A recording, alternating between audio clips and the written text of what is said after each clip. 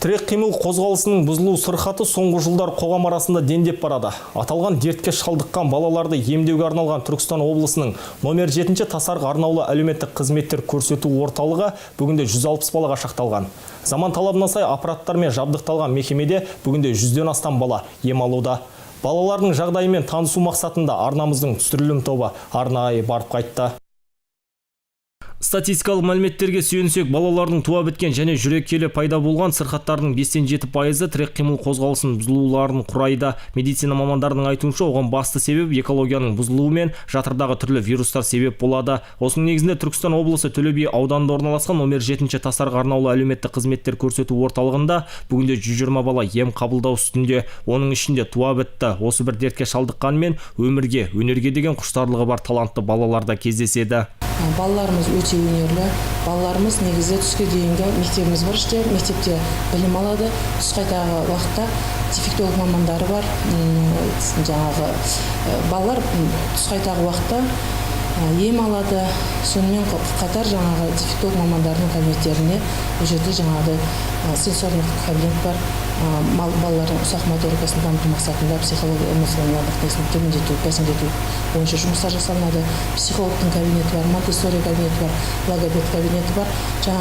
Балалардың сөйлеу қабілеті төмен балаларды сөйлетіп, артикуляциясымен жұмыс жасайды, жоқ дыбыстарын қояды, логопедтер жұмыс жасайды. Мекемеде балаларға арналған арнайы оқу, жаттығу жасау, ем алу бөлмелері жаңа заман талабына сай жабдықталған. Мәселен, балалардың бел омыртқасын қалыпқа келтіру мақсатында вертикализатор аппараты жұмыс жасайды. Сондай-ақ 5 мезгіл тамақ пен жуыну жатын бөлмелері қалтқысыз қызмет жасауда. Орталық басшысының айтуынша, қазіргі таңда 120 баланың, оны ата-ананың қамқорлығынсыз қалған балалар. Мысалға, өз-өзіне қызмет жасай алмайтын балалар болады ғой, жетім балалардың ішінде.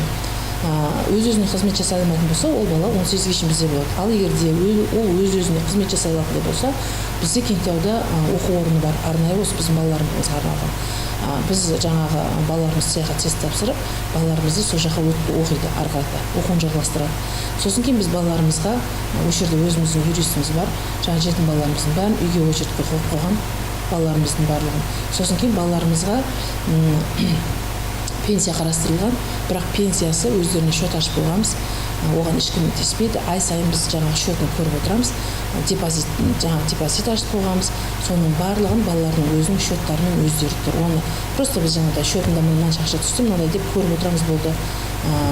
Өзі арнайы маман бар. Сол маман әкеліп, көріп, папкаға басшыға жетіп отырады. 30 жылдан астам уақыт жұмыс жасап келе жатқан мекемеде балалардың бос уақытын тиімді пайдалану мақсатында арнайы ағаш тігін шеберханалары мен бақша дақылдарын өсіруге арналған орындар қарастырылыпты. Мамандардың айтуынша, дертке шалдыққандарға қол ұшын созу біздің басты парызымыз дейді. Мақсат Тоқсанбай, Қайыржан Бекберген, Айғақ қоғамдық телеарнасының жаңалықтар қызметі.